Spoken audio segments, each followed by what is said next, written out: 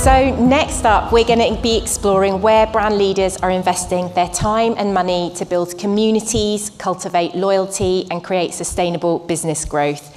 Please welcome up our three panelists, Catherine Newby-Grant from Estee Lauder Companies, Jodie Harrison from Belstaff, and Hanushka Tony from Sellier. Hi everyone, thank you so much for joining us today. Catherine, I would love to start with you. So one of Estee Lauder Companies' values is, and I'm quoting this, to create prestige and luxury products that surprise and delight our consumers and then become beloved, trusted favourites.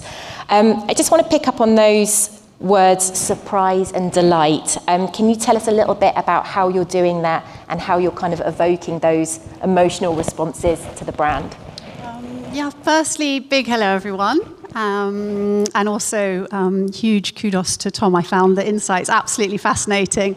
I would start actually by sharing what I found was quite a sobering statistic, which is that 75% of brands could disappear overnight and consumers wouldn't care.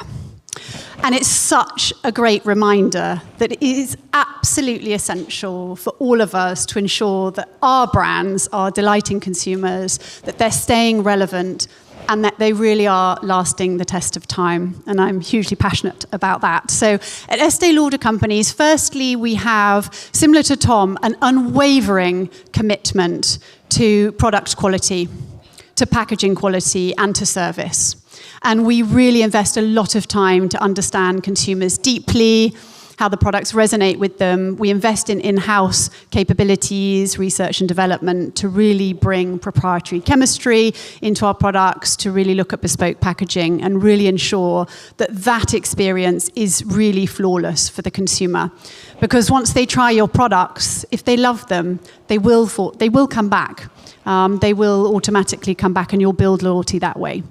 But then on top of that, secondly, we actually really invest in the high-touch personal experience. So that can be brought to life in CRM programs. Of course, that can be brought to life in personalization, be that gifting options or personalizing product tweaks. Our most important factor is actually our in-store consultants, the beauty consultants, the makeup artists, hairstylists, fragrance stylists. They give that human touch. There is nothing like an expert being able to really interact with a consumer, being able to understand their unique needs and being able to actually pick out the right products for them to give the experience just a much, much better feel. So good examples will be our dermatologically trained Clinique consultants who really understand skin. They can understand your skin personally, and they'll give you the right regime which will just help your skin be so much better than if you were maybe choosing it on your own. Or Bobbi Brown and MAC makeup artists that can just pick out that perfect shade that's just going to make you the very best you. And then thirdly, we really focus on each brand having different and distinctive, very immersive brand experiences which evoke that emotion. So I loved how Tom also talked about really immersing consumers in your brand. Not every consumer will want to do that. They may be happy on the shopping trip picking up your product, but the consumers that want to, really giving them that chance to really deeply experience your brand. It can be through an immersive experience in store. It might be having a fragrance service. It also could be having an amazing makeover. It could be visiting one of our mobile skin clinics where you really get that dermatological skin testing from Clinique with the best tools. It can be the supper clubs. It can be masterclasses. But feeling like you've lived and breathed every aspect of the brand, it allows you to really, really connect emotionally. And one thing we've learned is if you can evoke emotion, you are way, way more likely to be remembered, you're more likely to be loved, and you're definitely more likely to drive that repeat purchase. So we really focus on that. And if you can do those three things, we really feel you can future-proof your brand and ensure that you're really wowing and delighting consumers a lot. And just picking up on the question that came up earlier, in terms of some of those interactive experiences that you provide for consumers, yes, are you able to do something like that online as well? We've brought to life the Jo Malone virtual townhouse. The Jo Malone is founded in a townhouse. It's the history of the brand. And we did bring it to life in a virtual way, and we were allowed to bring consumers into rooms, and they could really experiencing it online. We've also been able to bring virtual makeovers online, and even Mac very recently was able to launch the first sign language makeover and interaction online. So we really do try. But I also think that humans love physical interactions. And I just do think that brands must remember that whilst you can bring a lot to life online, and we do focus on how we do that, that human interaction, that human touch can really bring the magic. We do quite a lot of neuroscience research. There's amazing agencies you can partner with. There's Kinder Studio, for example. The one thing we learned was consumers never actually say what they think. They never do what they say. So a lot of research techniques are quite flawed, whereas the joy of neuroscience, and you can really put the headsets on consumers and measure their emotions, you're really able, when they walk the store, or they look through your website, or they interact with your product, or they see your advertising, you can actually see and assess the emotions that they have. That was really quite mind-blowing. That opened our eyes to what was leaving people fairly flat and what was really, really evoking that emotion and that engagement and drawing consumers in. Yeah, perfect, thank you. Jodie, coming to you. So Belstaff, I think, celebrated its 100th birthday. Still celebrating. Still celebrating. All year long celebration. Yeah, year long, perfect. What is the brand doing as a heritage brand? What are you doing to attract new customers without diluting its core DNA? So I've been, hi everyone, I'm Jodie, Chief Brand Officer at Belstaff.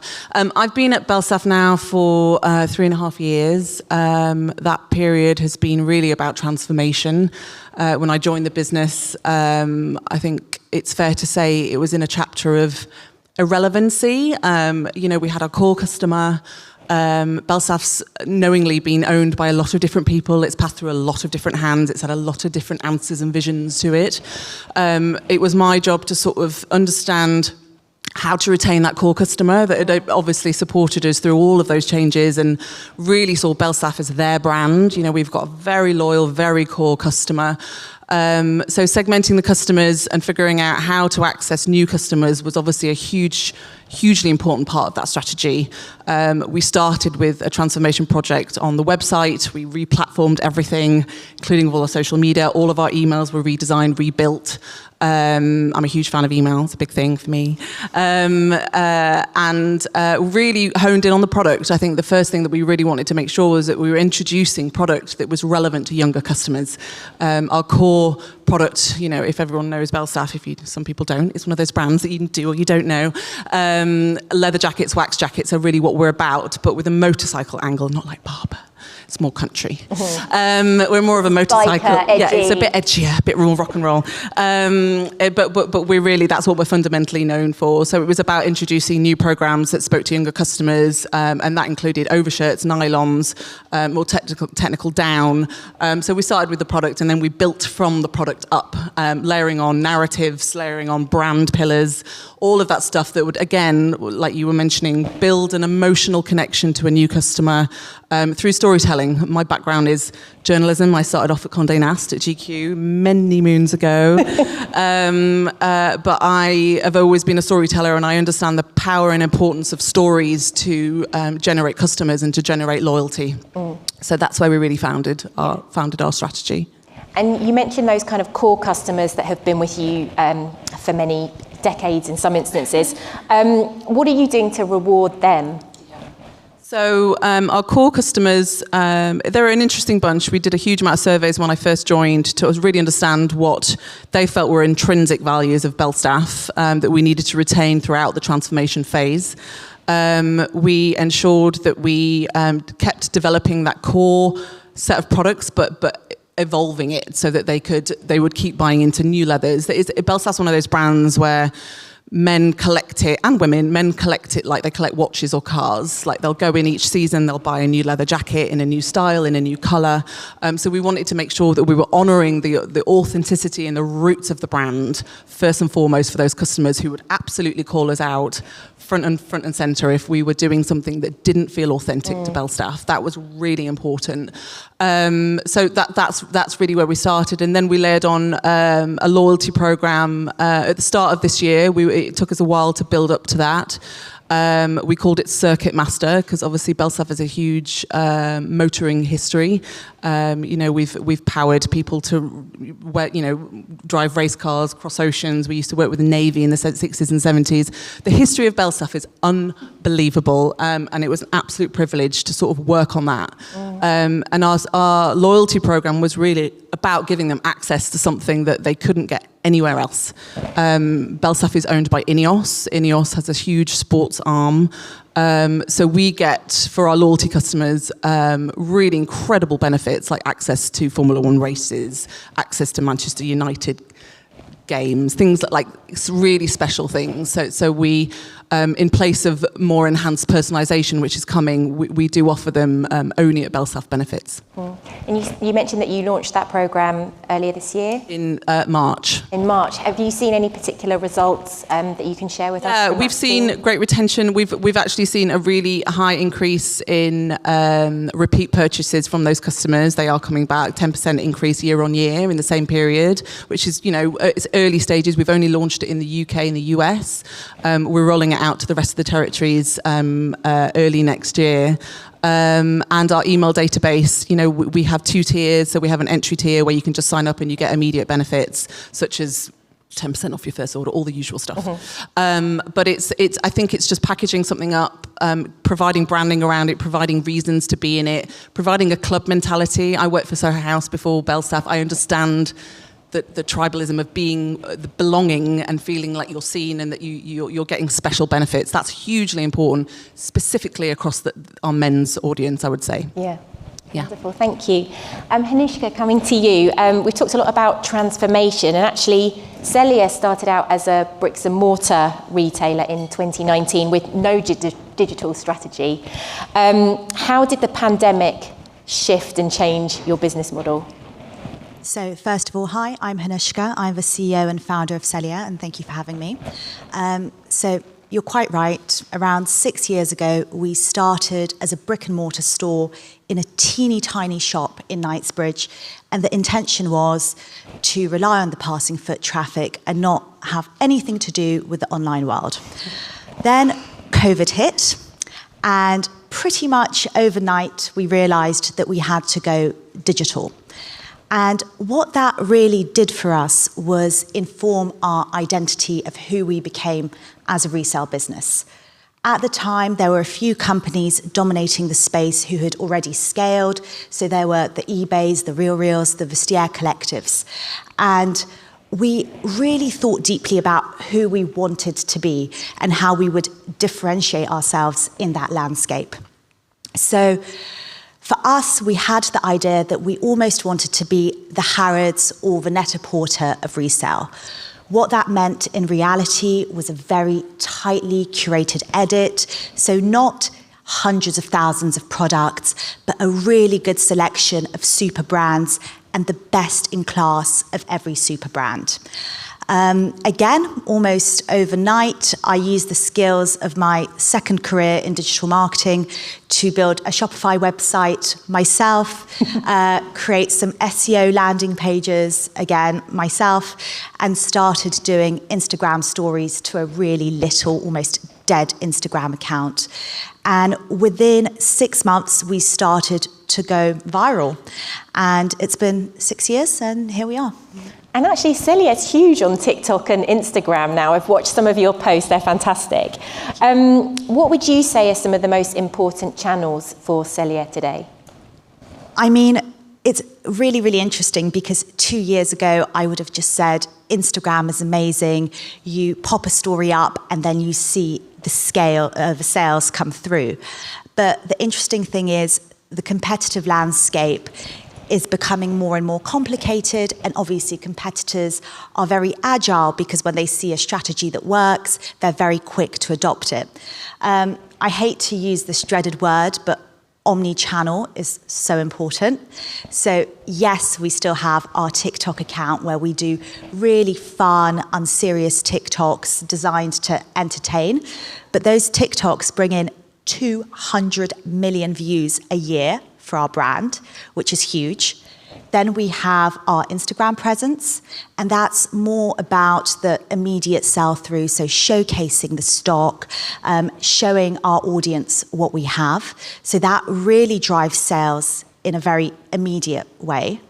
And then we also have to be laser focused on our e-com. So how much time are our customers spending on the website?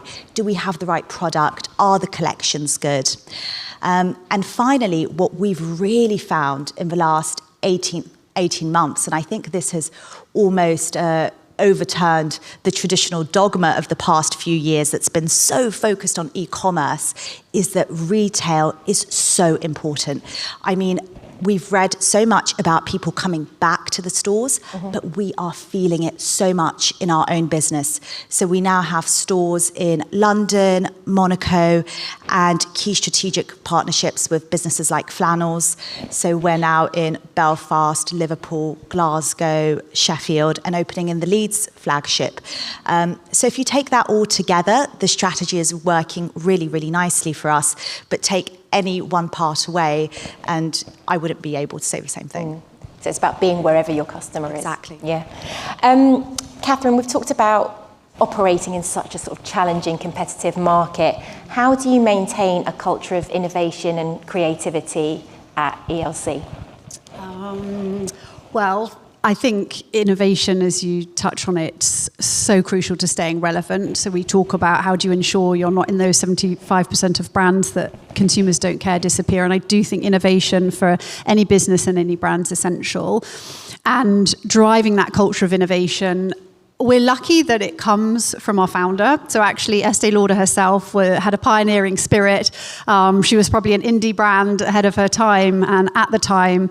And so that culture has remained, which is fantastic. But of course, you bring new people in. We're now spread over many countries. So I would say we have a few things that help bring that to life. First is creating that environment of psychological safety. So it's really important that people understand failure is okay as long as you're learning. And that, in fact, failure is essential to learn. And we do quite a few talks to really instill that belief and that concept with people. We talk a lot about two-way decisions. That sort of sliding door. So if you can actually reverse a decision, well, then why not try it, see if it's working, reverse it and pivot if it doesn't. But then equally, we're quite a large-scale company, so creating, and I hate to use the word processes, but frameworks that people feel they can innovate within. So with a few programs, we have a program called Pilot, Scale, Embed, where people can think of an idea. If we can pilot it, we will. If it works, we scale it, and then we embed it in the business. We have the Big Breakthrough Innovation Challenge, where we literally ask for ideas from anyone in the business. They put a case together, and we always fund the winner. A fantastic example is actually MAC Lick Paint collaboration, which came absolutely out of nowhere from a small team not even working on the MAC brand, and in partnership with now Lick. It's a fantastic way to bring that brand back to life. And then other examples actually are, we do a reverse mentor program. So we take the most junior in the organization and we ask them to mentor the most senior in the organization, and they have to bring insights, innovation, things that they've seen, and start training the most senior. Again, fantastic way to keep the senior leaders more engaged and being more innovative. And finally, we have created what I think is really a joy. So about a year ago, we created what we call Internal Creators Network. And it started just as a tiny pilot with 7 people. They were employees in the organization. They worked in finance, product supply, marketing, but they had this passion for content creation. And so we said, why not? You know our brands really well. You're part of our company. We will let part of your job be creating content.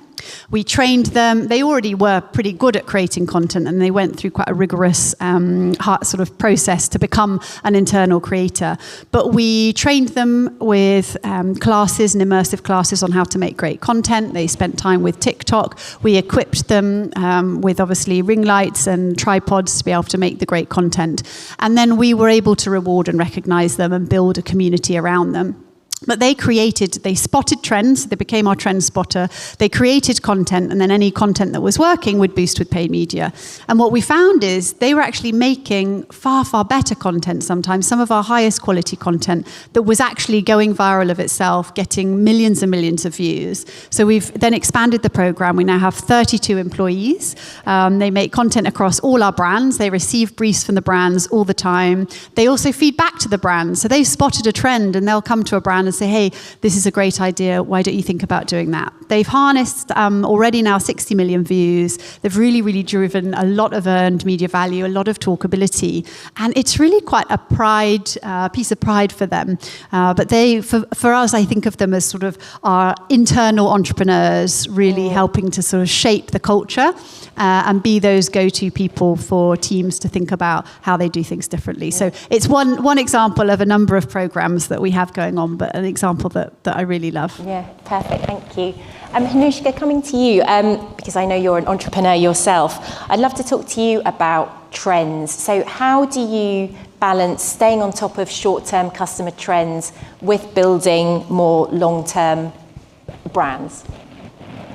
Well, trends are great, but at the same time, I think if you're a business who's super focused on following trends, you tend to become quite reactive.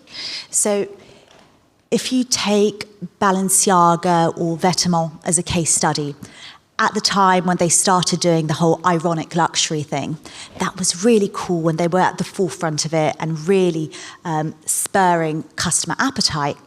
And actually, when you become so defined by a trend, you run the risk of being trapped by it. So it's equally important to also look forward at who you want to be as a business. So who do you want to be and where do you want to be in 1 year, in 5 years, in 10 years? And that should very much inform your messaging to your customer and your strategy going forward. Perfect, thank you. Jodie, coming to you, we've talked about Belstaff celebrating its 100-year heritage. How have you communicated that to your customers? How are you celebrating it? And how have you used that opportunity to reimagine some of your stores? So we started the plans for the centenary. Obviously, it's every marketeer's dream to work on a centenary celebration. Might have been why I joined. So we started plans for it about 3 years ago, actually. Wow. It was right at the beginning of when I joined, because obviously one of the things that takes the longest in any fashion business is the product. Product roadmaps are incredibly long, particularly when you're working with European factories, things like that, or further afield. So we spent a long time planning out our collaborations calendar initially and how we would introduce centenary product that was very special and honoured our roots while looking forward. I think Tom mentioned the need for tension in a heritage business. I think that really resonated with me. What we really have tried to do is make sure that old informs new but doesn't control it. So one of our brand pillars is called Old is Good, and it's really about focusing on celebrating our age, but it not being something that cages us in. It's something that kind of spurs us on.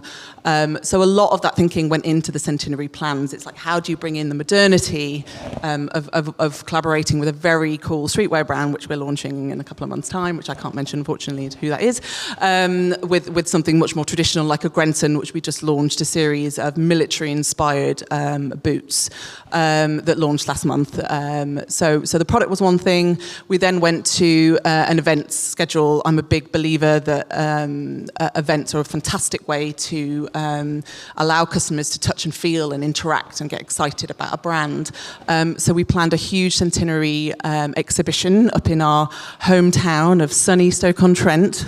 The destination that is Stoke-on-Trent. No offence to anyone who's from Stoke-on-Trent. I love Stoke-on-Trent, but it's a very obviously was a very glorious epicenter of craftsmanship in the UK. It's where all our pottery was made, and it's where Belstaff was founded 100 years ago. So we took over a former pottery factory called Gladstone, which is absolutely stunning pottery. It last fired a kiln about 50 years ago. And we installed an archive exhibition of more than 100 pieces. Belstaff's archive is incredible. It's mostly functional design history. It's mostly military history as well. We took out a lot of contracts in the 40s during the war. So we've got incredible pieces all the way through from 1924, which is an original motorcycling jacket, all the way up to more modern pieces that we've done in collaboration with artists such as Corbin Shaw and people like that to reimagine what Belstaff is for the future. So the event itself, we took everybody up on the Pullman train, we took 150 guests, we had entertainment on the train, we took a lot of content makers, influencers, press, including your very own Vogue business. So it was, and we saw great results from that. We got 30 million reach just on press pieces alone. It gave us a moment to talk about, it gave us a really fantastic interview opportunities to talk about what we're doing with the brand, and really also spotlighted the history but the kind of future direction at the same time. Hanushka, coming to you. In terms of really cultivating brand loyalty, particularly in the pre-loved space, how are you making sure that people come back to your platform? I think if you read any of the business literature that tells you how to keep customers very loyal, there's a real focus on knowing your customer. What we've discovered quite recently is actually that's a very hard thing to achieve in this age of social media and instant discoverability. So pre-social media, your customer would have been a more obvious demographic of person. So we sell luxury bags, for example. So a Chanel customer pre-social media might have lived in a big city next to a Chanel and had a very cosmopolitan set of friends. Today, your Chanel or Hermès customer might be living in rural Scotland, might have woken up that morning, seen some content from one of their favourite influencers at Ascot with a Birkin bag and decided that they wanted to add one to their collection. So for us, it's really important not to pigeonhole our customer into a particular type of person and to target everyone equally. Okay, so do you segment or not in terms of your approach? We try not to, and the importance for us is, again, pursuing that digital omnichannel strategy. Yeah. I'd love to know from each of you, what are the most important metrics other than revenues and profits? What are the most important metrics you're looking at the moment to measure your brand value, brand success? It's a great question. I have to say, I definitely keep an eye on the value sales, also the unit sales. I think if we think about the most sustainable way to grow a business, you want to bring new consumers in, and unit sales is quite a good proxy, actually, if you don't have any other kind of data. But I am quite obsessed with how our brand talkability is, our ad awareness, our share of search, just how in the minds of consumers are our brands, particularly in our business. That is really, really important to stay in their minds. I look at the growth drivers, so I really look at, is my distribution, how is that doing? How is my engagement metrics, and how is my media reach? And then equally, because I do think it's easy to have a very short-term view. We've raised a lot of performance marketers in the industry, and actually being able to step back and really focus on the brand, and are you making the right decisions for the long term as well as the short term? It's really helpful to look at those longer term trends across a 5-year period. COVID sent the world a little bit nuts, where we all thought the whole world would go online, and we realised actually not. So those longer term channel shifts, consumer shifts, even our sales can actually be really, really helpful, so that you make those decisions that will both be good for the long-term growth of your brand, as well as sort of delivering those shorter term. So, a range of metrics, but trying to shut out some of the noise that is in the multitude of data that you could get. Jodie, are there any particular metrics that you're obsessed with right now? Because we're in the centenary year, and a lot of that activity has been top of the funnel brand awareness activity. Not all of it, but a lot of it. Traffic's a huge one for me. I'm looking at traffic really closely at the moment, particularly our paid media traffic, if I'm being honest, to make sure, as we all know, paid media now is incredibly expensive. It's become more and more expensive. We're looking at new ways to make that spend more efficient, using using AI, make sure that we're targeting the right people who actually have real intent. So we are embracing tech in that way. So traffic, obviously with that comes conversion. Like I said, top of the funnel activity, you wouldn't expect conversion to be super high, but it's something that I like to keep an eye on in terms of anything that we do. In case there's learnings there that you're suddenly like, oh, actually, that's something that we could double down on and do more of. And then we did a big partnership at the beginning of the year with a media partner called Hypebeast, and they're delivering us a brand lift study. So brand lift, understanding, like you were saying, that we are becoming more of a considered brand to purchase, that we're taking some of the market share away from our competitors in that regard. So those are the three metrics probably that I'm currently thinking about more and more. Yeah. Anishka? For our business, sell-through rate is number one. We pride ourselves on our positioning in the market as having one of the fastest sell-through rates in the industry. And as a single unit business with unique SKUs, that's hugely important.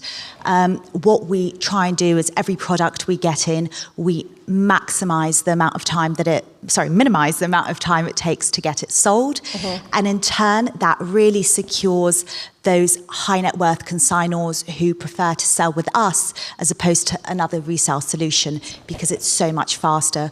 We have regularly consignors coming from abroad, from places like Dubai, Australia, bringing us suitcases full of amazing stock. And after a few days, we'll phone them up and say, we have 25, 30,000 pounds on account for you. Half of the pieces are already sold. So it's hugely important for us. How much quicker are you than your competitors? We're really quick. Okay. Wonderful. Thank you. Any questions from the audience? It was lovely to hear Jodie say how much you loved email, and I was wondering. I'm one of those nerds that loves email. Every time I go, I love email too. I'm in the email don't try club. and steal my thunder. It's just nice to hear it because quite often you don't hear people talk about it. So obviously it's peak period coming up. Do you have any tips on what you would do on email over the next few months? So email for me is a brilliant content platform, right? It's an amazing way to get relevant content to customer segments quickly and to really get metrics back from it immediately. I love how quick you can get results from email. So we are constantly looking at our modules. I'm a bit obsessed about email design. I want emails to look absolutely beautiful. I hope you sign up to a Belstaff emails and think that they look beautiful. So making messages that are relevant. So we do huge brainstorms like a editorial team would around what our email should be doing. I learned a huge amount about email marketing at Anthropology when I was VP of content at Anthropology. Anthropology's database was 3.8 million people. It was big. Obviously, Anthro is a big brand in the US. Working with a lot smaller numbers at Belstaff, but the approach I take to it is exactly the same. Adjust according to what's happening in the world. Make sure that you're nimble enough to react. Create a fantastic email plan every month that's a month out, so that then you can be more reactive to what's happening in the world. Send a last-minute Oasis email, for example, when the tickets were announced. Was our best email of the month. Things like that. So create a great plan so that you can be really reactive when you need to be. Such good advice. My build would be really think about the consumer versus sometimes what you want to say. You need to be of added value. Otherwise, you become noise in the clutter of their inbox. So how are you really adding value? Be that really can't get experiences that you'd never know you were hearing about, or incredible, amazing offers that maybe are bespoke, personalized, and unique to you. But I'm passionate as well to avoid the sort of batch and blast, just, I haven't quite hit the numbers, let me just send out. I don't think that helps build your brand. I don't think that helps build a luxury consumer experience that consumers expect, and I do think it risks being noise and annoyance in consumers' busy lives. It should be something you look forward to opening, right? We all get loads of emails every day. There's certain brands that I love to open emails from. Vogue Business is one of them. Yes, that's thanks really for the plugging plug. Vogue Business today for all my brownie points. But no, I think put the effort in that you would expect in order to take your time away to read something. It's really important. And don't always play it too safe. And don't shy away from slightly cheeky, subversive copy, because the click-through rate and the open rate of that is just unparalleled to boring old. new drops. Being different and distinctive, if that's one thought I leave you. I love that Tom talked about the surprising collaborations. Creativity is just a 12 times multiplier, and being different and distinctive will really help elevate the brand in everything that you do.